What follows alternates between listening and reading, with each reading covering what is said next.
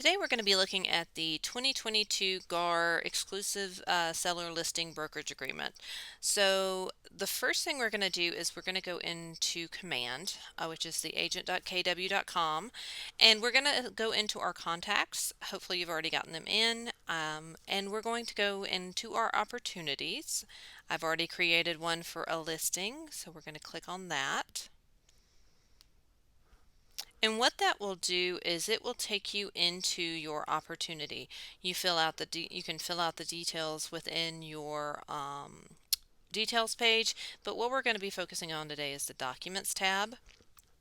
When you have first started an opportunity, in order to connect it to DocuSign, you're actually going to need to click the Start a Transaction. I've already linked this opportunity to DocuSign, so mine says Go to Transaction. If you haven't done it before, yours is going to say Start a Transaction. So we're going to click that. And just a note about connecting DocuSign to Command, you want to make sure that you always start the opportunity in Command and then link it into DocuSign rooms. That way you'll be able to pull the documents back into Command for compliance review. If you start it in DocuSign, it will never connect back to Command. So you always have to start within Command. So once you've hit that Go to Transaction or Start a Transaction button, it's going to dump you into a DocuSign room. It'll put you in the Documents tab, and this is where you're going to be working on your fillable forms. This is where you're going to fill everything out, and then once you're ready to get your client to sign, you will put them into an envelope.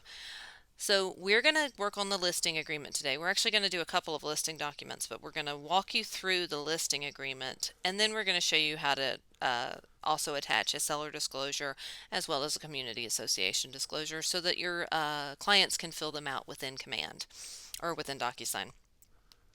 So we're going to add a form. We're going to go to DocuSign Forms. You want to make sure you are in your GAR library. And you don't have to necessarily know the form number. You just have to be able to type in, keywords from the title of the document. So, seller listing, we want the exclusive seller listing agreement. If you have done static form templates, there's another video on that on how to create those. If you have created a static form template for a listing agreement, you can apply it here. We're not going to do that today so that I can show you how to walk through the entire document. So we're going to click None, and we're going to hit Add Selected. Now, while we're in the adding documents phase, I want to go ahead and add in the affiliated business disclosure, which all market centers need. And this just discloses any material relationships that we have with alliance partners, our marketing disclosures. We have marketing agreements with Shelter Home Mortgage, Campbell and Brannan, O'Kelly and Sorhan, and 210 Home Warranty, and that is what the affiliated business disclosure actually discloses to your client. It doesn't mean they have to use them, it just is acknowledging that we have a relationship with them. So it is the affiliated business disclosure. It will be in your office documents file. You hit Add Selected for that, and then we are also going to go back into DocuSign Forms, and we're going to do back to the GAR library, and we're going to do this community association disclosure, which you'll need if the home is in a community that has an association. And then we're also going to need the seller's property disclosure statement.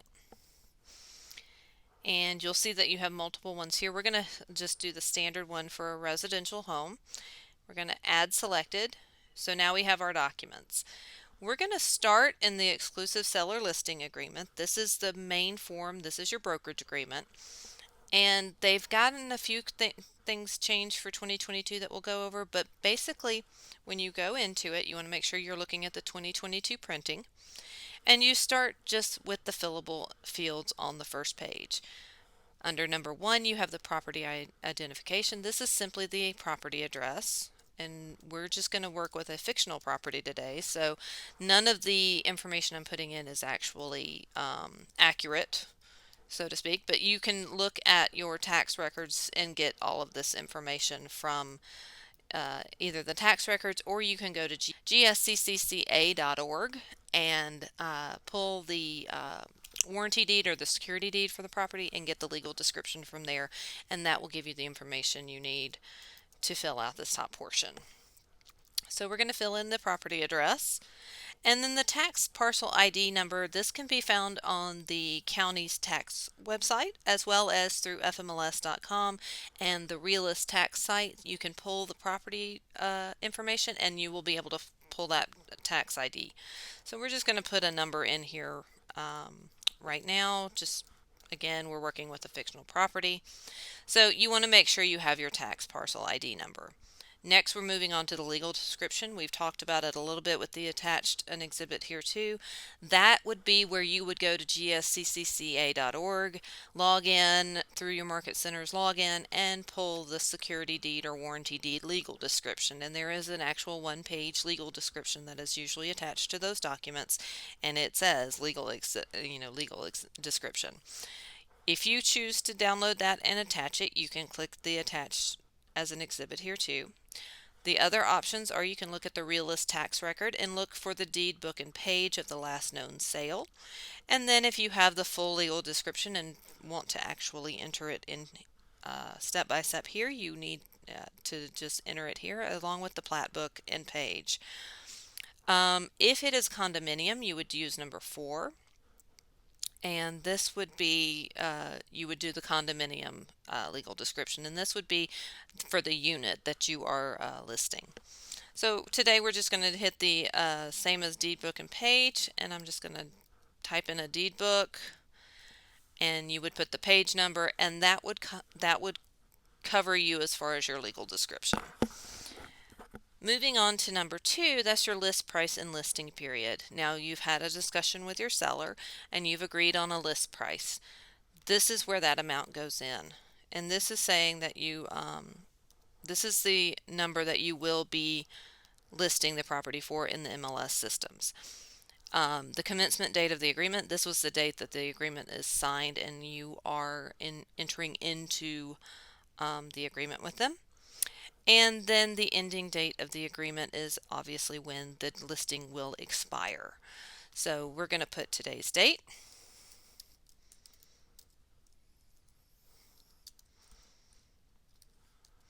And the year. It is 2 separate fields. And then we're going to just say May 31st, also 2022. And then the marketing is where you're going to be putting the multiple listing systems that you're going to enter the property into. So for our brokerage groups, we are requiring, we request that you list in the first multiple listing, FMLS, as well as a Georgia multiple listing. So you would put FMLS, GAMLS, and those are the 2 multiple listing services that we list our listings in the Atlanta area. And then as far as the marketing commencement date, this would be the date that it is going to go live and be marketed to the public. So say we're listing on February 3rd, but we're signing our listing agreement, it's going active on the 3rd, but we're not putting it into the MLS system live until, let's say, next Monday. So we're going to do February 7th, 2022. And this shall be the date that it's first marketed to the public. If the seller wants to have the right to move that date up or back, you can actually put that they have a certain number of days to do that. So they can move this date up or back, but not by more than blank number of days. So we're going to say not more than 2 days. Next up is the commission. This is very important. This is how you get paid. On Section A, this is what the total commission is that is going to be paid. Normally we do just a percentage. You can also do a flat rate, and then there's the other, which would be any type of other agreement with the commission that you have in place. We are going to ask for 6%, and then we are going to share 3% of that with the buyer broker.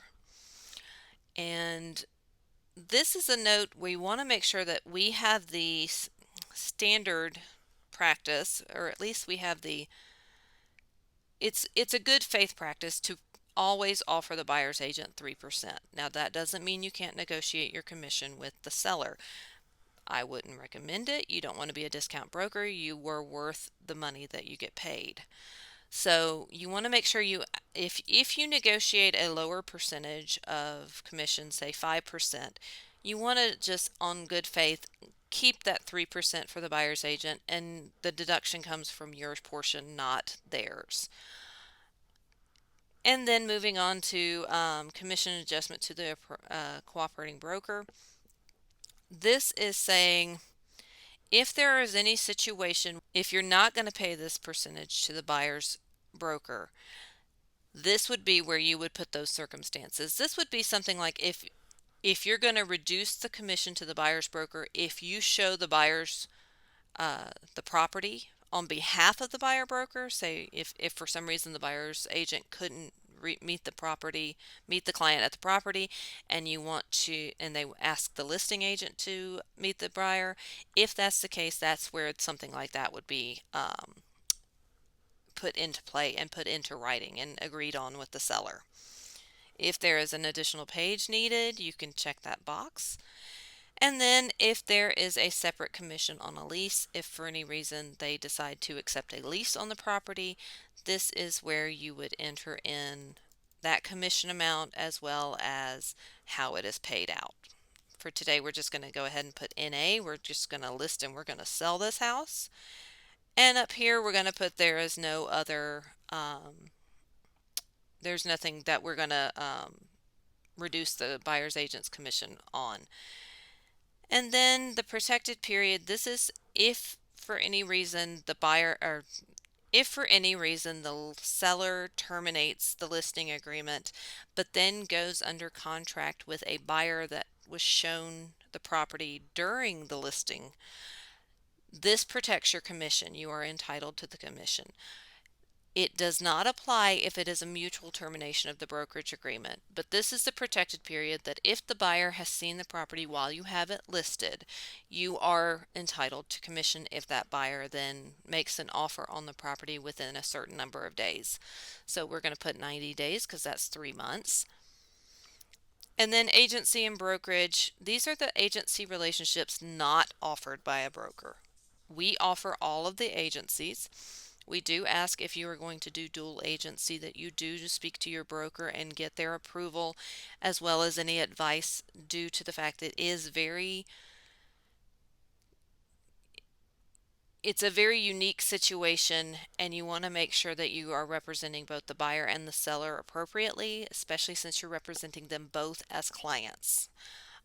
So you want to make sure you talk to your broker and get that approved, as well as get any information as far as how to handle that. New for 2022 is this section B, and this is something that you do need to make sure you fill out. Compliance will kick the document back if it is not filled out.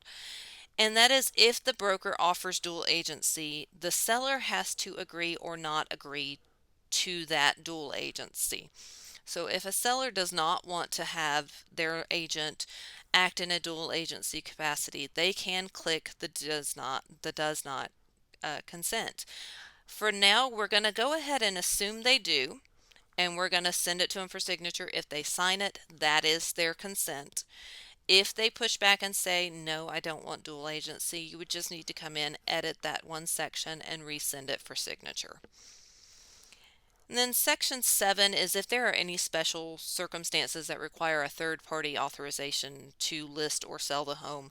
This would be something like a bankruptcy or a divorce, where there are other parties involved that have to give their approval in order to list and sell the home. And then number 8 is negotiation. You do want to click seller does authorize the broker to assist in negotiating the terms of the agreement. You want to be able to negotiate on your seller's behalf. The next few pages are just further explanations for what is in the first page and a half of information. So you want to make sure you read it and understand it so that you know what you are presenting to your sellers and can answer any questions that they might have. So if you keep scrolling down, you're going to get to the brochure section. And this is where you have informational brochures that you can provide to your seller that are provided by GAR. And those are agency explanations, lead-based paint, EPA things, protect yourself when selling real property, just informational pamphlets that you can approve. And if you decide to include them in the listing agreement, you just check which ones you are including. If there are any exhibits you need to add, this would be where you would add the legal description. If a property is built prior to 1978, you do need to have this lead-based paint exhibit, and you need to be the one to initiate that document, have the seller fill it out, have it signed prior to an offer being placed on the property. The retainer fee exhibit is if you want to charge your client a retainer fee, you will need to have the retainer fee exhibit in order to have that fee paid. And then if there are any special stipulations that the seller or yourself would like to have, this would be the section where you would put that in. Anything in the special stipulations will override what is already in the contract. So you want to make sure if you do any special stipulations that you do make sure they're written correctly. And if you have any questions about how to write one and make it legal, reach out to our alliance partners, Campbell and Brannon and O'Kelly and Sorahan, and they will be glad to help you with the wording of special stipulations. If for some reason you need more space than the box provided, you can click the additional special stipulations page here and attach the additional page and continue writing your special steps. On the last page, you have the seller's acceptance and contact information. This is how they are able to receive notice from you. So we do want to put their mailing address. And if you have more than one seller, you can put information in both sections.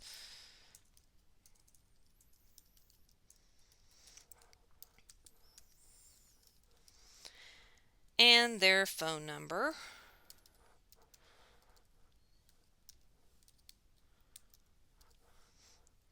And you just indicate which kind of phone number it is, what kind of phone number it is, their email address, and if there's more than two sellers, you would have this additional signatures page where more than the two spaces provided, you'll get a whole page of signature spots where you can have as many sellers, as many parties involved that need to sign the listing agreement to authorize it being sold. That would be where you would add that signature page. Broker's information, this is where you will enter in your information, and you do need to make sure that you enter in your license number, the office code, the firm license number, all of that information so that you have a complete document. If something is not applicable, you just put the NA. We're not going to have a fax number, so we put NA there. You want to make sure you have your license number, your broker code. If you do not know your broker code, reach out to your office. They can provide this for you. And then you will see the phone number, property address, and then your board membership is also listed at the bottom. Receipt of this agreement. This is basically just saying that I've gotten a copy of it from the seller. And this you can have the seller fill out, put a signature field here when you're getting it signed. DocuSign does automatically send the seller a copy of the signed document, so they will be getting a copy at that time. So we're going to hit save and close.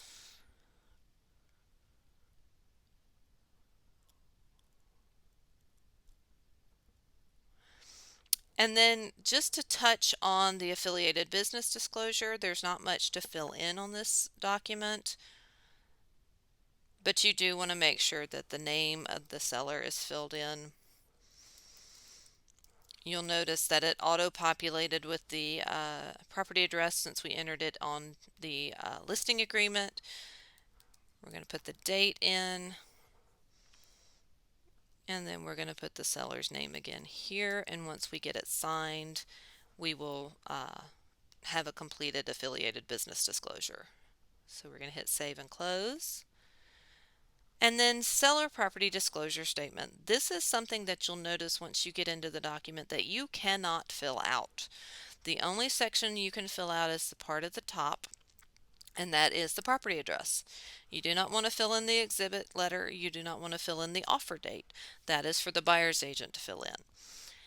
You also are not allowed to fill in the seller's disclosure itself. You'll notice there are no fillable sections here for you to fill in.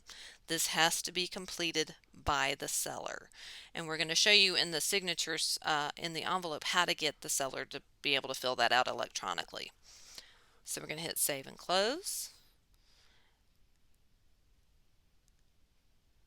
And we're going to look at the community association disclosure as well. And it's very similar to the seller's disclosure. It has to be filled out by the seller. You don't want to fill in the offer date, you don't want to fill in the exhibit, and you won't be able to fill out any of this information. You just want to make sure that the property address has been auto-populated from the listing agreement. Click Save and Close. And then in order to get your client to sign it, there are a couple of ways you can do it. You can go directly to the envelopes, create an envelope, pull the documents in from Room Docs, or you can just select the documents you want to include and hit the little pencil up here that says Create Envelope. And these will automatically put all those documents into one envelope that you can then send out to your client. When you get into your envelope, you'll see at the top it has an envelope name. I do recommend listing what it is in the documents. We're going to put listing agreement, and that's simply because once you get more than one envelope in the DocuSign room and they all say please DocuSign, you're not going to know which one is which. So it's a good idea to go ahead and give them a distinguishing name at the top. Now, if for any reason these are not in the order that you want the seller to sign them in, say you want to have the seller property disclosure before the community association disclosure, you can simply drag and drop where you want it to go. So it does go in order from left to right. So we are going to have the exclusive seller listing agreement, affiliated business disclosure, seller's property disclosure, and community association disclosure. From here we go down to recipients. And we're going to do pre-tagged roles. This is where it becomes very important to do this pre-tagged roles. This is how you get the seller to fill out their community association disclosure as well as their seller property disclosure. The person who will have the fillable fields on both of those documents is seller one.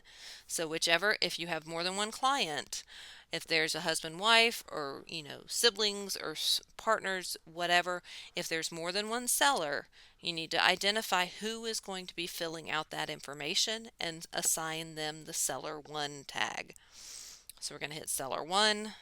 We only have one seller, so that's who it's going to be. You want to make sure the listing agent is included. That would be yourself. And then you want to make sure you include this authorized signer. This is on the affiliated business disclosure, so you want to make sure that you have a signature spot for that as well. And you want to assign your seller that. Once you have the authorized signer, you can hit Add Selected.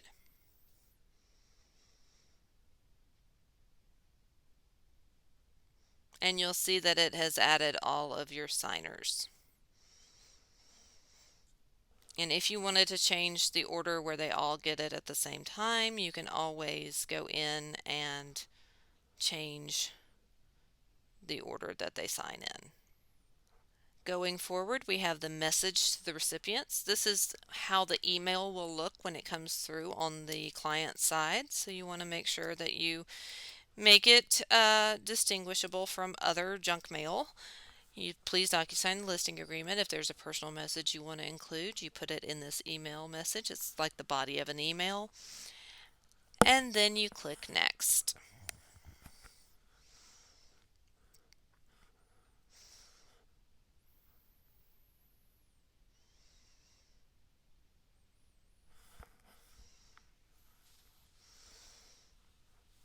And you'll see now that everything we filled in on the on the listing agreement and on the other documents has carried over. And by doing pre-tagged roles, our signature places have already been dropped into our document for us. So you'll notice seller signature, listing agent signature.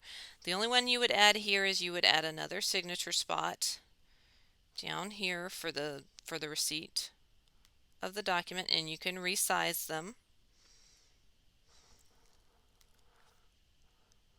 And then you'll see our affiliated business disclosure has the signature as well.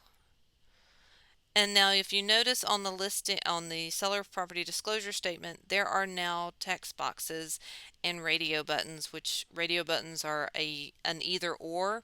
It is not, they cannot select both yes and no. They are only allowed to select one or the other. So that is where it allows seller 1 to fill in all this information. And you notice DocuSign has already mapped this for you so that you do not have to drag all these buttons in here yourself. So always, always, always use seller 1 on the pre-tagged roles. It will save you a lot of time and headaches. So they will fill that in and then they will sign it. And same with the community association disclosure.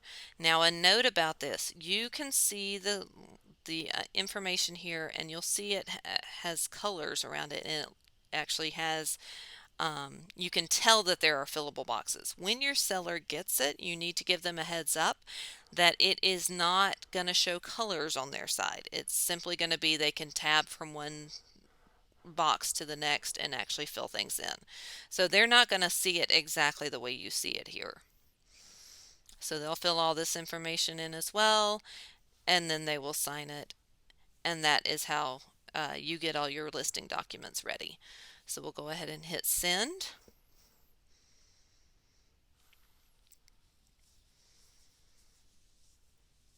And you'll see that your documents are now waiting for others.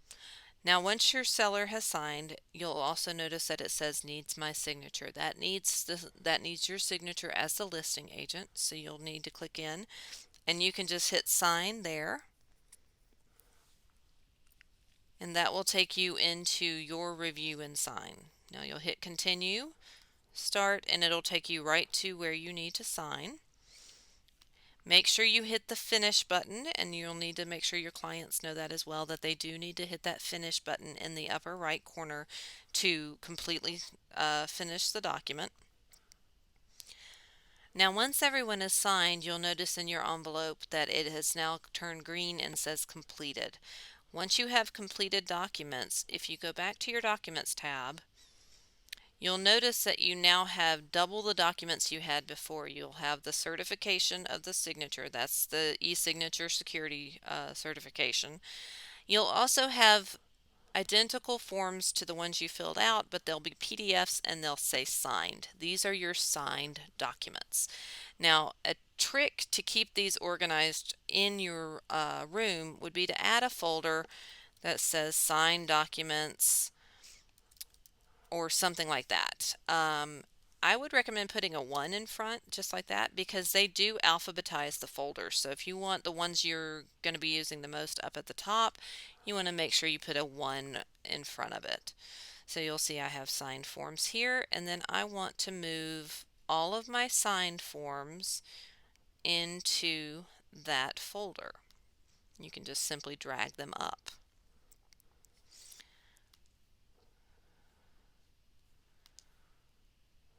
Another way to do it would be to select the ones you want to use, and then you can hit this move button up here, and the select destination would be a folder in the current room, and then you just select which folder you want to move them into, and you'll see that moved both of them up into our signed forms.